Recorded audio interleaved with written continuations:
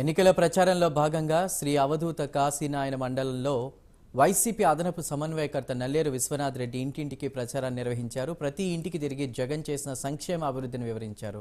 ఈ సందర్భంగా ఆయన మాట్లాడుతూ ఏ గ్రామానికి వెళ్లినా అడుగడుగునా ప్రజలు నీరాజన పలుకుతున్నారని తెలిపారు.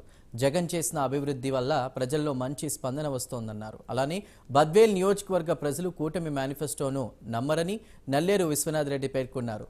ఉపలూరు గ్రామ పంచాయతీలో ఎన్నో అభివృద్ధి కార్యక్రమాలు చేపట్టామని వెల్లడించారు. చంద్రబాబు విడుదల చేసిన మేనిఫెస్టో మోసపూరితమైందని ఎద్దేవా చేశారు. 18 సంవత్సరాల నుండి 60 సంవత్సరాలలో మహిళలకు నెలకు 1500 రూపాయలు ఇస్తామని చెప్పడం ప్రజలను మోసగించడమని నల్లేరు విశ్వనాథ్ రెడ్డి విమర్శించారు.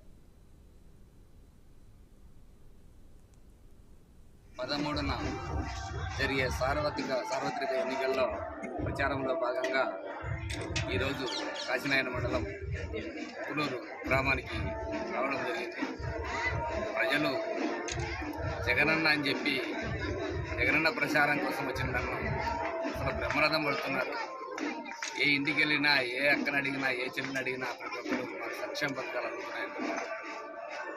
అంతేకాకుండా నిన్న వచ్చిన మేనిఫెస్టోలో కూడా రైతు భరోసా కింద 13,500 నుంచి 16,000 రూపాయలు ఇవ్వడం జరిగింది. అదేవిధంగా అమ్మఒడి 15,000 నుంచి 17,000 రూపాయలు చేయడం జరిగింది.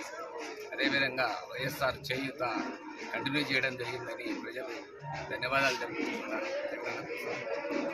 అందులో సంక్షేమ పథకాలు చూస్తే ఈ మండలానికి కూడా గత 5 సంవత్సరాలలో 120 కోట్ల రూపాయలు డైరెక్ట్గా అకౌంట్లో ఇవ్వడం జరిగింది. అదేవిధంగా 46 కోట్ల రూపాయలు ఇండైరెక్ట్గా అకౌంట్లో వేయడం జరిగింది. అంతేవిధంగా అభివృద్ధి పరంగా చూసుకుంటే కాశీనాయన మండలంలో ఈ గ్రామానికి దరిదాపుల్లో రోడ్ల పరంగా చూసుకుంటే 13 కోట్ల రూపాయలు శాంక్షన్ చేయడం. చెన్నారెడ్డిపల్లి నుంచి కొండపేట రోడ్డు దాదాపు 10 కోట్లతో సెకండరీ మీద బ్రిడ్జి శాంక్షన్ అయ్యి టెండర్ల పూర్వం ఉండడానికి పని కూడా స్టార్ట్ చేయడం కూడా జరిగింది.